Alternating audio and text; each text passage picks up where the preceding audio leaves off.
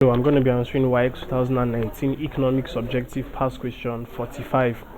Devaluation of currency may not correct balance of payment deficit if the demand of export is A. Perfectly inelastic, B. Perfectly elastic, C. Fairly elastic, D. Unitary elastic.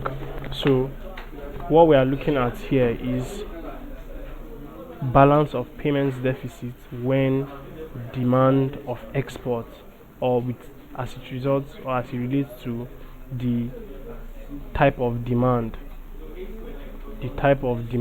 of export. We are looking at what will happen in that case. So for perfectly inelastic demand, we said that perfectly inelastic demand is basically when there is low responsiveness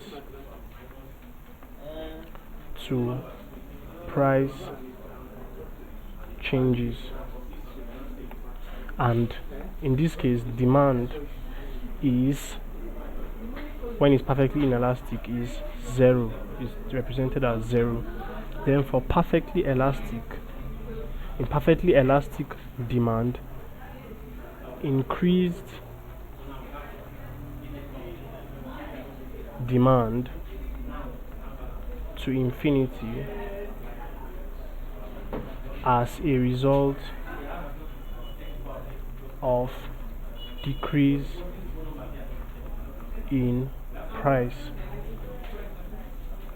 Now, as export is concerned, there is increased export volume at a constant price. So for fairly elastic is of course elastic but not perfectly elastic, and in perfectly elastic demand the value is infinity. So like we said, an infinite increase in demand. Now for unitary elastic, demand is 1. Now as it results to balance of payment deficits, devaluation of currency, a fall in currency, will not correct balance of payment deficits when the demand is B, perfectly elastic. Perfectly elastic.